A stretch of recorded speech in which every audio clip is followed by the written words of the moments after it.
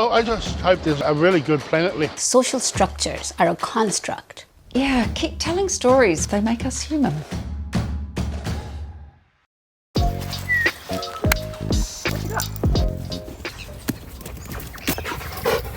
I hope for an Aotearoa where we allow the actual evidence about imprisonment and the harm that it causes to inform a more empathetic society. The system is based on colonial needs and colonial aims.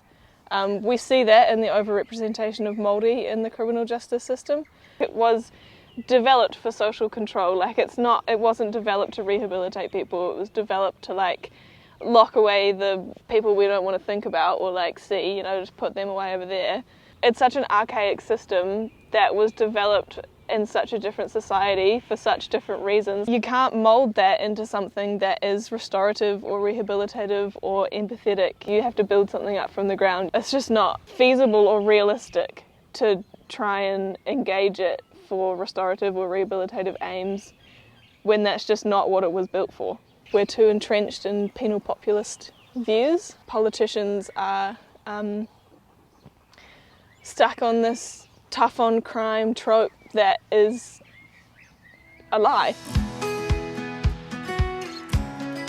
It's historically been used to subjugate marginalised communities, and that's still happening all over the world. Indigenous peoples are the most incarcerated people. It's not working, it's not what we need, it's not a step forward, it's just keeping us in the same place, which is where some people want to keep us. But if we want to move society along, then that has to change. If you want to create a solution, you have to actually invest in the agencies that are supposed to be providing the care and enforcing whatever you want to be enforcing. But what we're seeing now is that you're cutting staff, you're cutting funding, so staff are going to feel undervalued, they're going to feel stressed, they're going to get burnt out, they're going to disassociate from their work, they're not going to want to do what they're doing, they're going to become... We know that workplace burnout creates adversarial attitudes to who you're working with, so it's just creating a system of resentment and discontent, and I think you need to start by investing in the care of the people who are going to provide the care. The root cause of offending and the harm that offending then causes for both the victims and the offender through imprisonment is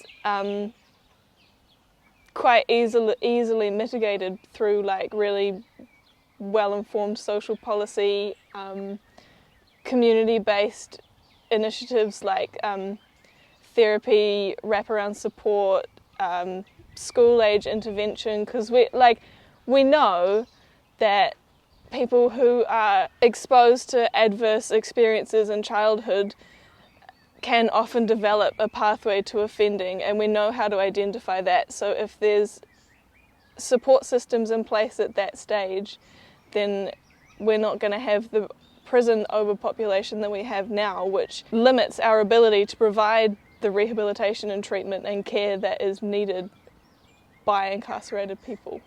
We can see from the growing prison populations and the growing mental health challenges and suicide rates in incarcerated people that it's causing more harm than good. It's not actually reducing crime, it's not reducing reoffending, it's not rehabilitating people, it's just putting them away and locking the key and not dealing with it and creating further trauma. We know that family members of people who are incarcerated have adverse impacts and are more likely to be incarcerated themselves, so it's just perpetuating a cycle, and there is evidence that we can follow that will help us stop it, but we're not. If the evidence about imprisonment and the harms that it caused was easily accessible to us, we'd be more empathetic, and we could actually reduce the harm of offending and reoffending and imprisonment.